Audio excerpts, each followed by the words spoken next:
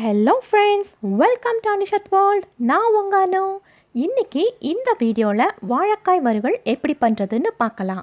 இது தயிர் சாதம், அப்புறம் லெமன் ரைஸ், புளி சாதம், இப்படி எல்லாத்தோடையும் சூப்பரான காம்பினேஷன். இதை நிறைய மெத்தடில் பண்ணுவாங்க. இன்றைக்கி நான் வெரி சிம்பிளாக குயிக்காக 5 மினிட்ஸில் எப்படி செய்யலான்னு சொல்கிறேன்.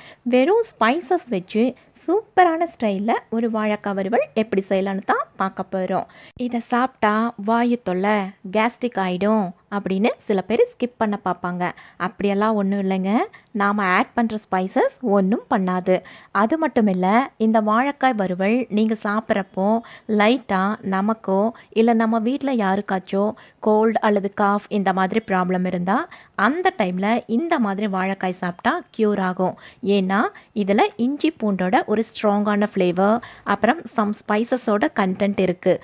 ஸோ இந்த வாழைக்காய் வறுவல் எப்படி செய்யலாம், அதுக்கு என்னென்ன தேவையான பொருட்கள் என்ன அப்படின்னு பார்த்துடலாம் வாங்க.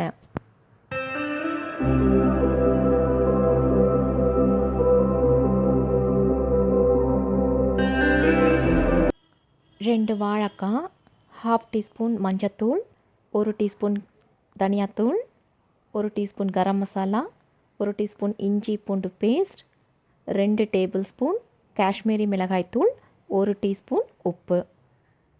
வாழைக்காயோட மேலே உள்ள ஏரியாவில் மட்டும் இப்படி கட் பண்ணி எடுத்துக்கலாம்.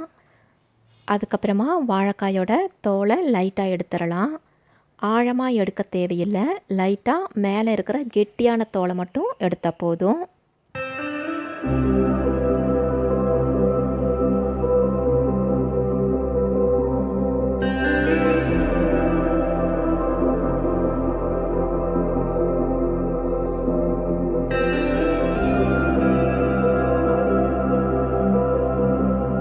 இப்போ கீழே இருக்கிறதையும் கட் பண்ணிடலாம்.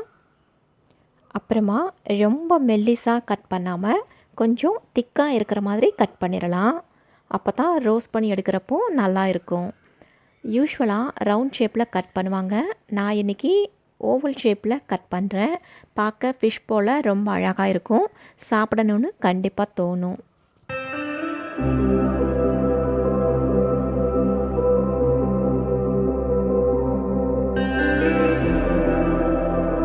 இதே போல் இன்னொரு வாழைக்காயும் கட் பண்ணி எடுத்துக்கலாம்.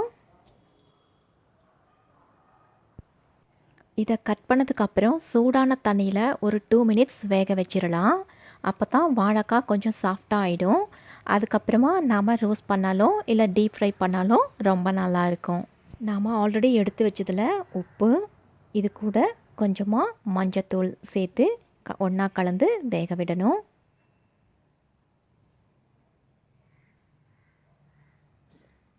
இப்போ 2 மினிட்ஸ் ஆகிடுச்சு. கொஞ்சம் சாஃப்டாக வெந்துடுச்சு. இப்போ இந்த தண்ணியை வடிகட்டிட்டு இதை கொஞ்சம் நேரம் ஆற விட்டுறலாம். கொஞ்ச நேரம் ஆற விட்டுட்டு இப்போ மசாலாஸ் எல்லாம் சேர்த்துக்கலாம்.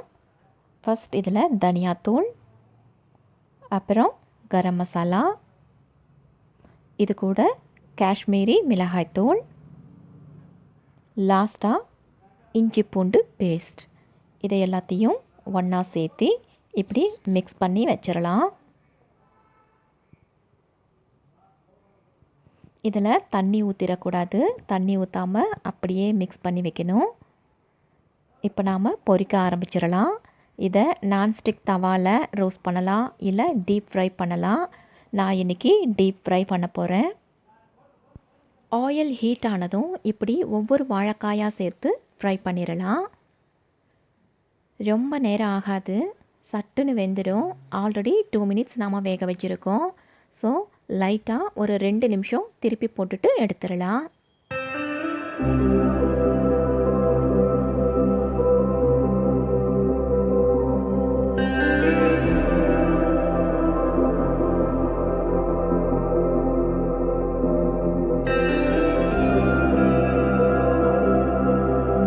நல்லா கிறிஸ்பியாக டேஸ்டியாக வரும்.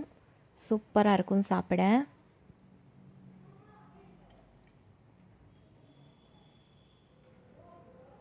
பாருங்கள், பார்க்கவே எவ்வளோ சூப்பராக இருக்குது.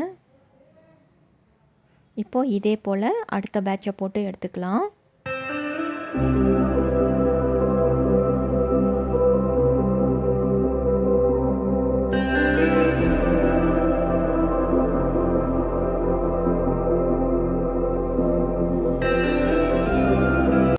அவ்வளோதான். எவ்வளோ குயிக்காக சுவையான வாழைக்காய் வறுவல் ரெடி ஆகிடுச்சு பாருங்கள். அவ்வளோ ஈஸியாக சிம்பிளாக 5 மினிட்ஸில் இதை நம்ம செஞ்சிடலாம். இது போல் சூப்பரான அண்டு சிம்பிளான ரெசிபிஸ் இனி வந்துகிட்டே இருக்கும்.